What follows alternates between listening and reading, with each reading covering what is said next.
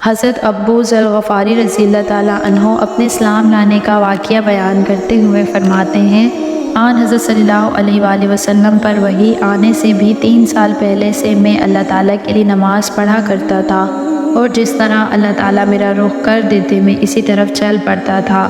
اسی زمانے میں ہمیں معلوم ہوا کہ مکہ معظمہ میں ایک شخص ظاہر ہوا ہے جس کا دعویٰ ہے کہ وہ نبی ہے۔ یہ سن کر میں نے اپنے بھائی انیس سے کہا، تم اس شخص کے پاس جاؤ، اس سے بات چیت کرو اور آ کر مجھے اس بات چیت کے بارے میں بتاؤ۔ چنانچہ انیس نے نبی کریم صلی اللہ علیہ وآلہ وسلم سے ملاقات کی۔ جب وہ واپسی آئے تو میں نے ان سے آپ صلی اللہ علیہ وآلہ وسلم کے بارے میں پوچھا۔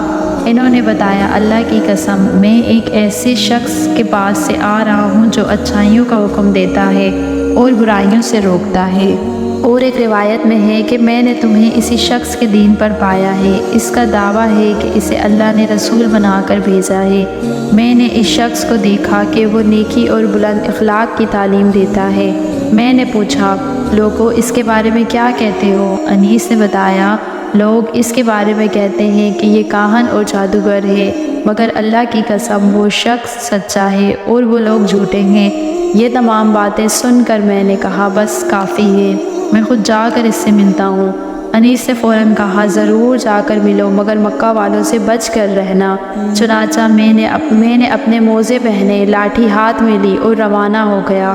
جب میں مکہ پہنچا تو میں نے لوگوں کے سامنے ایسا ظاہر کیا جیسے میں اس شخص کو جانتا ہی نہیں اور اس کے بارے میں پوچھنا بھی پسند نہیں کرتا۔ میں 1 ماہ تک مسجد حرام میں ٹھہرا رہا۔ میرے پاس سوائے زمزم کے کھانے کو کچھ نہیں تھا۔ اس کے باوجود میں زمزم کی برکت سے موٹا ہو گیا۔ میرے پیٹ کی سلوٹیں ختم ہو گئیں۔ مجھے بھوک کا بالکل احساس نہیں ہوتا تھا۔ ایک رات جب حرم میں کوئی طواف کرنے والا نہیں تھا، اللہ کے رسول ایک ساتھی ابو بکر صدیق رضی اللہ تعالیٰ عنہ کے ساتھ وہاں آئے اور بیت اللہ کا طواف کرنے لگے۔ اس کے بعد آپ نے اور آپ کے ساتھی نے نماز پڑھی۔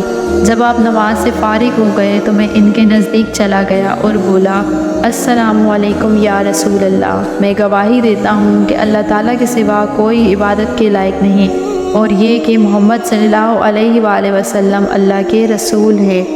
میں نے محسوس کیا حضور نبی کریم صلی اللہ علیہ وآلہ وسلم کے چہرے پر خوشی کے آثار نمودار ہو گئے۔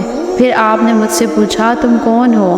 میں نے جواب میں کہا، جی میں غفار قبیلے کا ہوں۔ آپ نے پوچھا، یہاں کب سے آئے ہو؟ میں نے عرض کیا، 30 دن اور 30 راتوں سے یہاں ہوں۔ آپ نے پوچھا، تمہیں کھانا کون کھلاتا ہے؟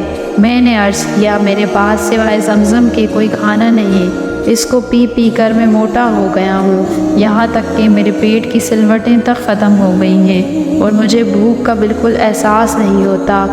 آپ نے فرمایا، مبارک ہو، یہ زمزم بہترین کھانا اور ہر بیماری کی دوا ہے۔